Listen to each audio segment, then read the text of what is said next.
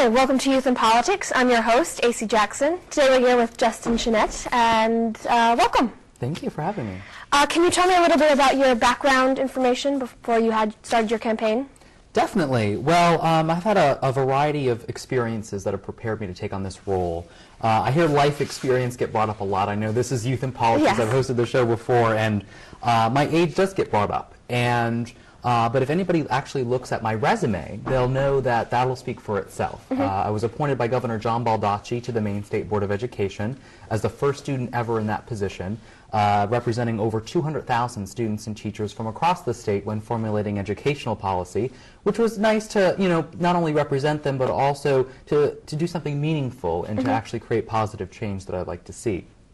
I was also a youth organizer for the Democratic Party, registering and mobilizing several young people into the process that for so long felt shut out. I was also a communications director for Representative Linda Valentino, which I was learning from the best. She is a great community leader. She's our current state representative in Saco and now running for state senate.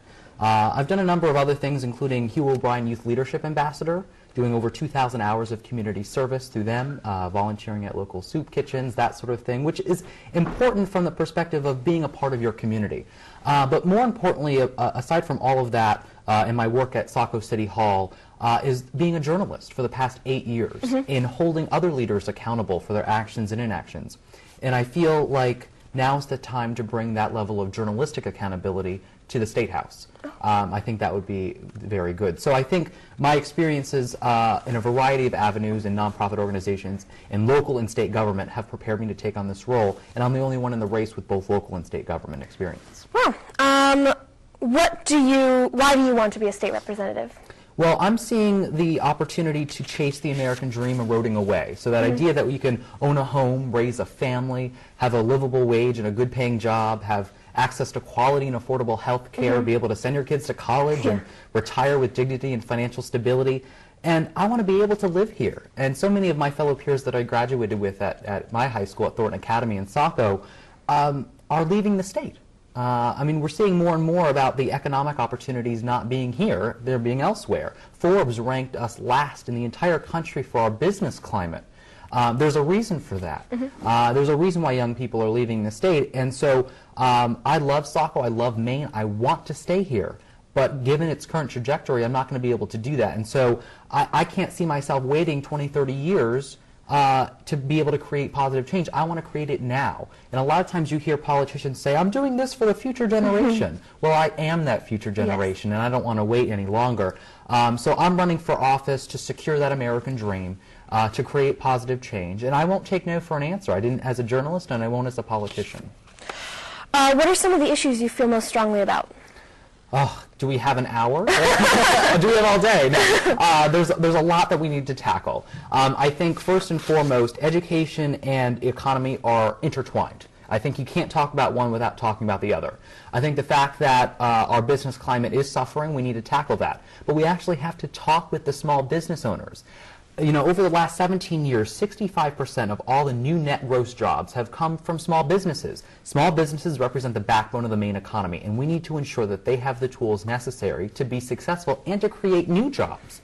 And I can't tell you how many small business owners I've talked to right on Main Street alone in Saco that are on the verge of closing its doors or relocating because they feel shut out of the business community. They don't feel like the state's providing them enough resources or at least assistance to do with the kinds of things they want to do. Like, for instance, social media is so important in terms of getting your message in terms of marketing out there. But not everybody knows how to use Facebook and Twitter. I mean, it might be simple for us, but for business owners, they're so caught up in running their business that they may not have time or the money to hire somebody to do it. I've sat down with a few small business owners to help them with their, Facebook and Twitter outreach. I've also helped a lot of businesses in terms of media. I have a lot of media connections being a journalist for the past 8 years. So, I think we need a hands-on legislator that can be hands-on with these small business owners, can understand what they're going through, and communicate that effectively when crafting policies. And it ties in with this idea of tax reform, and it ties in this idea of of education, because you have to have a skilled workforce and a trained workforce. I mean, there's a lot of talented individuals out there. Mainers are really talented and they're very hardworking. Let's harness that energy to create jobs and bring growth here. I'll give you one quick example of why we need to be attracting businesses to the state. Burt's Bees, which makes hand lotions and different lip balms, wanted to move its factories here to create hundreds of new jobs, and the state of Maine dropped the ball with it. They didn't effectively communicate and market the state and giving them enough goodies to come here. We have an entire Department of Economic Growth and Development. What are they doing? I'm not seeing the kind of economic growth and development that we need in this state. So I would take a look at that and see why they're not doing their jobs effectively, and actually just, again, going back to this simple idea of communicating and providing that common sense leadership, both with the economy and educating our youth to really take on the challenges of the real world. How do you feel about the education in Maine or in Saco? Well, that's my bread and butter, having been on this Maine State Board of Education. My big thing originally was civics education and making sure that, that young people are civically engaged, they understand how our government operates, because that's step one in fighting basically rhetoric and manipulation, because it's easy for politicians to manipulate young people to say, you should just vote for me, and, I'm not doing anything for you, right? And so that's why a lot of young people are more concerned about American Idol than they are with electing the next American president, and no wonder, because we don't instill that sense of you need to vote, you need to be a part of your community and your overall community. So that's important. But getting to the overall issue of education, so many people don't feel like what they're learning in the classroom has a relevance to the real world. I know in some respects I didn't. I took it upon myself to do outside of the academic curriculum activities like TV production, because that's what I felt most passionate about. But not everybody is that kind of go-getting spirit. They need to be encouraged by their parents, and if their parents don't do that, who else is going to do it? And so, we need to ensure that, trade programs in high schools are developed if they're not currently in the school system. Thornton Academy in Saco is partnering with Biddeford Technical High School and kind of working with that so that individuals want to use their hands in terms of their trade or their craft can do so, but not everyone's lucky to have that. Lewiston Technical High School is amazing. Their culinary program I have personally sampled, been able to accomplish. And let me just say that they've done a great job. Let's use that as a model across the state, because that's what's going to create good jobs if they're trained in it. So education, again, education and economy go hand in hand. And beyond that, making sure that kids can afford to go to college. I mean, I'm just a recent college graduate, and I can tell you for sure that it's hard to pay for it. Let's do something about it. Yes. Well, great. And thank you. And we'll be right back after this commercial break. And welcome back to Youth in Politics. I'm here with Justin Chenette, and we were just talking about education in both Saco and in the greater and in Maine. Now, why do you feel the education system doesn't provide these sort of political outreach programs or make students feel like they should do more? Well, take a look at the dropout rate. I think we're like 18th in the world for our high school graduation rate, and that's ridiculous. I mean, especially in a country that we pride ourselves on being the greatest country in the entire universe, entire world, and yet we have an 18th percentile in terms of our graduation rate. I don't see that as a good thing at all. And I think a lot of young people in particular feel discouraged about their futures because they see the mounting college debt that so many other individuals are accumulating. Some kids are graduating college with hundreds of thousands of dollars in debt. And that kind of speaks to a larger societal issue that we have, that we think that we can just rack up our national credit card when we want to pay for things, because our federal government doesn't have a pay-as-you-go system. Theirs is the same way. Let's charge basically our China credit card and hope for the best. And the same goes for college debt. Is like, okay, we'll just put it off because we can't afford it. We have to figure out a way that we promote community colleges, trade programs, or if you really did want to go to a four-year college, you should be able to afford that and have a significant reduction, because that to me is an investment in our future. I mean, you're seeing study after study where less and less people are going to college because they can't afford it. That's not going to make our country and our state competitive in the global economy. So we need to find solutions, and how we do that, because I may not have all the solutions to our issues. I mean, these are some complex issues, but what I can promise is to foster an environment where individuals, like average citizens, experts in chosen fields, educators, business leaders, and the bureaucrats can come to the same table to not only demand but develop solutions that work. And that's what I can promise as a state representative. So I know you talked about political and civics class in high school. How would that work? Well, actually, it's something I advocated for on the State Board of Education, and I can proudly say that it actually got proposed by a representative not this legislative cycle, but the previous one last year, and it passed, and it's now into law. So now the new graduation standards for high school students will be in place in 2014 that they passed a couple years back. And I'm assuming that it's going to be along those graduation standards, because now, once it's in place, firmly in place, it will basically say, in order to get your piece of paper, your high school diploma, you have to take a civics education class, so like a political science course. I know when I was in high school, we had a political science course, but it was voluntary. So we'd have 40 students out of a class of 350, right, would take this course. So then you ended up with 300 plus students going out into the real world with their high school diploma, not having a clue of how their government operates. How is that going to make them active and engaged citizens? And we need that, or democracy won't survive. And so I think that's critically important. So how you implemented it is just, if there's already a current political science class at your high school, just ensuring that all the students can take it. You know, maybe it's just you have the seniors take it. You know, if every high school senior has to take it, making sure that there's a teacher there. So we might have to create a job or two, go figure. And in this economy, that wouldn't be a bad thing. And so you might have some reshuffling around. Now, these RSUs can help facilitate in that regard, or our individual school districts. It should be up to them in terms of how to implement it. I don't want indoctrination in terms of their political views. It should be a non-biased course of just straight up, this is how government works. Along those lines, though, I would love to see an internship program be implemented as well, because that kind of goes along with that question about the economy and the education, how they're closely tied.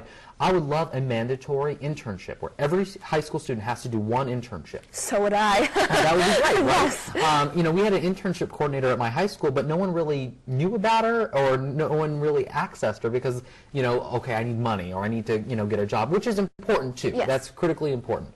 But at the same time, you need to be thinking about your future. And the best way to do that is get hands-on with it. At least test out what you want to do. I mean, you could do the same thing with an extracurricular activity, but not everybody has something specialized. If you want to do veterinary medicine, what are you going to do for an extracurricular club? Exactly. You know, so I think, you know, doing some shadowing opportunities or an internship as a mandatory thing in order to get your diploma, I think would adequately prepare you, at least a little bit, to plant the seed about what you want to do for the rest of your life. That makes sense, yes. And we're going to just go into a commercial break. We'll be right back.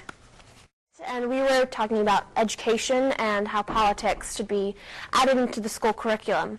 Now, how do you think technology should be incorporated into the school? There's a lot of different technology that we can be implementing, or we've at least started in some areas. I think iPads to kindergartners is a little much. Yeah. I think we don't have the money to do that, and I think, you know, even if school districts want to do that, I think they really need to be encouraged not to. There's other areas that we could be doing that. When some, you know, kindergartners get iPads and some high school students don't even have textbooks, I think that's a huge educational disparity that we have to shore up. Beyond that, I would say that doing things like the Channel 1 program, a lot of people aren't familiar with it, but it's popular in the rest of the country, is basically this program. It's a morning show. It's about a 15-minute morning show, and they, for free, put in a TV in every classroom, as long as the stipulation is that you run this 15-minute morning show in the morning. So say, for instance, you know, you have homeroom in the morning. You have, like, what, 20 minutes of homeroom time. You know, during that time you would run this morning show. And some people think that's like commercialization because there's commercials in it or whatever, but it's actually, they present the news in a way that young people can relate to it. It's fun, it's upbeat, and you get to learn what's going on in the world around them. Because how often do kids, you know, sit down and watch the 5:30 newscast? So I think it serves both purposes as an informational tool and an access for, you know, increased technology in the classroom, because teachers can then use the TV in every classroom as an additional teaching tool for free. So I think that's critical. Now, smart board technology is also critical. There's a school in Peru, Maine, that actually has basically a smart board in every classroom. And what that does is basically you can, it's this, if anybody has seen it, they should Google it, smart board technology, where their whiteboard is through the computer. And you can write things and you can print out notes from what you've written on the board, and it's really cool. It's hard to explain it, but it's really a neat thing. But when it comes down to it, though, we still need to afford textbooks. I would also say that the laptop program in the schools, I've used it both in middle school, at Saco Middle School, and at Thornton Academy in my high school. And there were classes that we had all these laptops in that we really didn't need laptops. So I like the concept of laptops, but I think when it was implemented, I don't think they actually talked to the teachers or the students that would be utilizing them in those certain classrooms, because there's no reason for it. It's almost like teachers felt compelled to use them on certain assignments because they were there and were like, crap, we need to use it for something. And, why would we waste all that money on something that we didn't really need? So I think there's some things that we need to play around with, and really, and not just with this, but taking a red pen and going through any inefficiencies or administrative redundancy that may exist, not just in our education system, but in every single department. But that doesn't necessarily mean laying off people. That doesn't mean cutting essential services. It means finding what works and what doesn't work and actually implementing positive change. Great. We're going to switch gears here and talk about the environmental issue. And what are your views on how Maine is working with the environment and towards a better future? Well, I think environment and energy are closely intertwined. And when I say that, is like wind energy, for instance, is important. Alternative energy sources, solar power. One business I'm working with is Saco Solar Store, and they implement solar systems in individuals' homes. I would like to see more of that. I'd like to see community centered solar systems where people would basically rent out or purchase a little panel in this community of solar panels, and you would start to generate energy for your individual home that way. I would love to see more communal things like that. Wind power is, I think, critical out in the Gulf of Maine. I don't. We have a windmill in Saco, and it's caused some sort of an eyesore for some people. I don't really think it's an eyesore, but it was improperly installed, and it's not really generating any energy.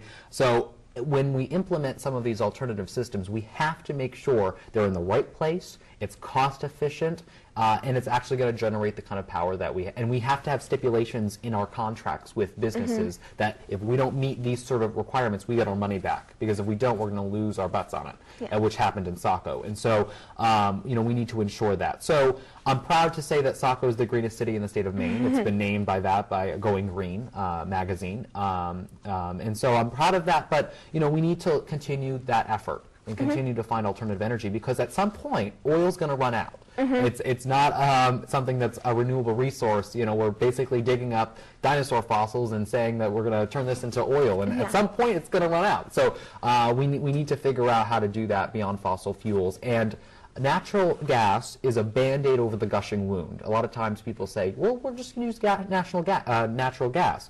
It's great for 60 years. It's a 60-year Band-Aid. We have to think more long-term than even 60 years. Again, let's tap it, because 60 years is a good chunk of time where in the meantime we can be developing these things, but we can't keep pushing it off and making the political easy choice of not saying it's going to be somebody else's problem, because politicians tend to do that on a lot of key issues, because they're more concerned about the next election than they are concerned about making sure that the next generation is better off than they had it. And so we need to make the political tough choices now and think long-term in terms of our society in general, or we're going to be hurting later on.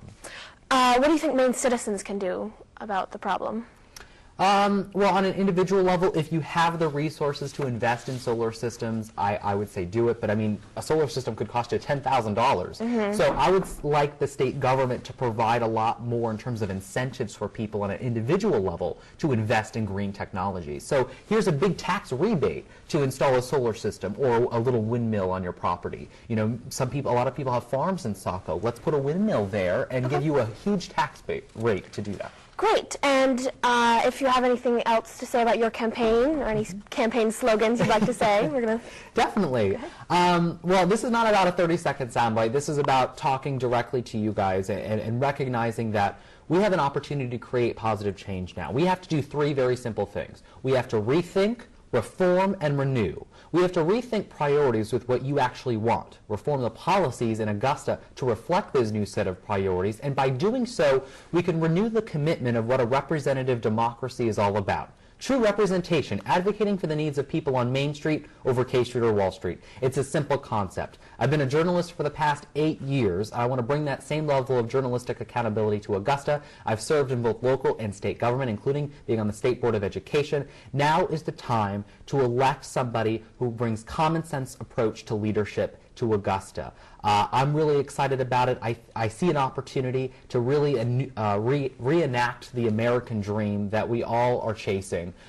We have to start here and now. And so I implore you to join my campaign. I would love you on board. Even if you don't live in Saco, I'd love to have you as a campaign volunteer. I'm getting a lot of young interns and volunteers, which is great to provide that opportunity. You can visit my campaign website at justinforsaco.com and be a part of change in the making and really bring about something that we all are wanting in Augusta, which is a lack of really bipartisanship. It's not about the D or the R. It's about doing what's right over what's easy, and that's what I want to provide. Great. Well, thanks for coming, and thanks for watching. We'll see you next time.